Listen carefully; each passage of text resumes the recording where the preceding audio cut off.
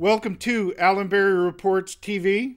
I am your host, Allan Labucan from allanberryreports.com. Today we have a new installment of our In the News segment. This is where we talk about resource companies with recent developments. Before we get started in today's show, we always like to start with some thank yous. First of all, in order to broadcast and produce these shows and have them saved for you to watch at a later date, we use ustream.tv as well as youtube.com. These two websites, we have, if you look above me there, we have links to our channels on both of those websites. They're really good platforms and easy to use. Highly recommend them for anybody who's interested in doing online shows. In addition to that, we also, if you're watching our shows on our website, you'll notice to the left and right of me some banner sponsors. These companies are instrumental in enabling us to be able to put these shows on. So we want to send a thank you to those folks as well. If you go to if you click on their banners, it'll take you to their websites where you can go and do your own homework on those companies. And of course, to our viewers, whether you're watching us on our website or on our YouTube and Ustream channels, we really appreciate you showing up and watching the shows. And so, thank you very much. On today's show, we have three resource companies to talk about. They're all focused on gold mining and exploration. We have a lot to talk about, so we'll get started right away. Today's first company is Kirkland Lake Gold. On the disclosure, we're not shareholders of the company. They're not a featured company in our newsletter. We have talked about them in the past on our old radio show. You can find a link to that above me there as well. If you need to find the directory on the radio shows, we have that on our blog. There's a link up above me for the blog as well. And this is the first time we've talked about them on our video shows. The news that they had out that we wanted to talk about recently was their October the 5th news release. The headline from that news release is by the way, their website is klgold.com. I'm just going to pull that up here quickly just to make sure. The headline from the news release is there it is. Okay. The headline from that news release is eastern portion of the new south zone extended in deep drill hole 53-1657 returns 2.48 ounces per ton gold over 14.7 feet true width. They go on that Kirkland Lake, an operating and exploration gold mining company, announced that recent underground exploration drilling has resulted in the further expansion of the South Mine complex on the company's 100% owned Macassa property. The SMC now consists of 25 or more mineralized zones, some of which are now in production while others are being explored and developed under the company's exploration and ore body definition programs. There's a quote in the press release from, who is it? Got to pull this up. Got things mixed up here in my notes. Sorry about that. From Stuart Carmichael, who is the chief exploration geologist for Kirkland Lake, and I quote, "This latest round of drilling not only confirms the strength and mineralization on the east portion of the South Mine complex, but also increases both the down dip and up dip components." And he added, "As planned, we now have most of the exploration drills working on a 14 shift per week schedule, including a new drill bay on the 5300 level to test the up dip component of the SMC." End quote. So that's all the key information from the press release that we wanted to talk about. Some of the reasons that we follow this company is they have a very good pipeline of exploration to production projects. The projects are in mining-friendly Ontario and Quebec. They're a gold-focused company, and they're focused in well-known gold mining camps. They have the potential to become an intermediate gold producer. And we're starting to find a lot more companies like this that we've followed sort of from their early stage exploration success. And now they look like they have the potential to become intermediate sized companies, middle level companies. We've talked about this in past shows where we have companies that are exploration companies, and then the large major mining companies. And then there's because of all the mergers and acquisitions over the last 4 or 5 years, there's not a lot of companies in this middle tier, but they provide a very good, an important thing for the mining companies. Not all the projects that exploration companies find are big enough for the major mining companies to be involved with. They're just not big enough. And but they're definitely big enough for to help a middle-sized company grow into that larger category. So we've been following in our reports that we've been putting out for a little over 5 years now, several companies through the stages of their exploration success, and now we call their candidates to move into that middle category. And Kirkland Lake Gold is definitely one of those companies. Again, if you want to do your homework, just go to their website, klgold.com, and that's a great place to start your homework. Just got to do a little quick housekeeping here before I get started on the next company. Get their website up. That's the most important thing. And of course, it never cooperates. There you go.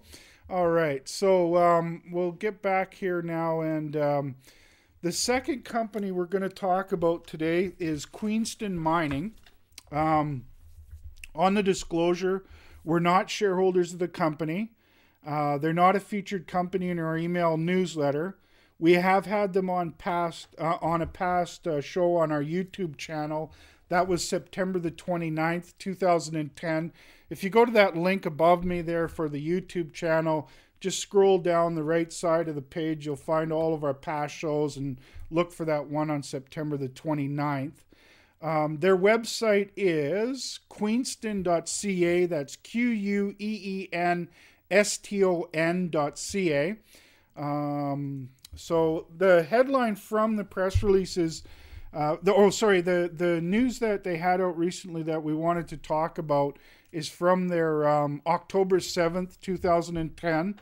The headline from that press release was, Queenston reports 17.88 grams per ton gold over 11.9 meters from drilling at the amalgamated Kirkland Gold deposit. And then they go on in the press release that Queenston announced drill results from the first 14 holes on its 100% owned amalgamated Kirkland property located in the Tech Township, Kirkland Lake, Ontario. The drilling program provided information to both verify previous drilling results and complete a National Instrument 43101 resource on the AK Gold deposit. There's a quote from the president of Queenston and CEO, Charles Page, who said, and I quote, "The first phase of drilling on the AK deposit has begun to both confirm the historic results as well as expand the mineralization towards surface and to depth. We're impressed with the intersection in hole ACK 10-04 that assayed 17.88 grams of gold per ton over a core length of 11.9 meters at a vertical depth of approximately 300 meters. This is the most continuous interval of high-grade mineralization reported to date in the deposit and indicates the potential for additional high-grade lenses. Drilling continues with 2 rigs, and the company plans to report a new mineral resource in the first quarter of 2011. As part of the program, drilling will also explore below and along strike of the existing limits of the deposit." End quote. And so they also in the press release, and this highlights a lot, and they have an about Queenston, and it highlights a lot of the key things that we follow in any company, and I'll just talk about some of the information they have on there. They note that Queenston controls a significant land package in the Kirkland Lake Gold Camp, now containing 30 properties, totaling approximately 19,000 hectares. The company's strategy is to return to producer status through the development of 5 100% owned gold projects, including the Upper Beaver, Upper Canada, McBean, Anoki, and Bidgood. The company is carrying out deep exploration targeting the new South Mine Complex with joint venture partner Kirkland Lake Gold on 3 joint venture properties in Tech Township adjacent to the Macassa mine. Queenston has $40 million in cash and has a 2010 exploration budget of $16 million, employing up to 15 diamond drill rigs on 8 individual properties. So there you go. They've got lots of money. They're in good areas. They're working hard. They're going to have a good flow of news out. So stay tuned with that company. Again, if you want to do your homework on the company, just go check out their website. The third company we're going to talk about today is International Tower Hill Mines. On the disclosure, we're not shareholders of the company. They are a featured company in our email newsletter. We started coverage of them on February the 2nd, 2009. That was our 22nd edition. We've also had them on our Ustream channel, the link's above me there, on August the 10th and September the 2nd. And on our YouTube channel, we had them on our May 12th and October the 6th shows. And again, you can get the links up there. Their website is www.ithmines.com. The news we wanted to talk about was October the 7th, 2010. The headline is International Tower Hill continues expansion of the core zone at depth at the Livengood Project, Alaska. The subheadline is Core Zone infill drilling continues to define large, higher grade, plus 1 gram per ton gold internal zone, which is 200 by 1,000 meters and extensions at depth. They go on that they announced the results from the latest 20 holes completed in its 50,000 meter summer 2010 Livengood exploration program. The infill portion of the summer program is focused on conversion of resources to the measured and indicated categories, as well as testing the down dip extension potential of the deposit.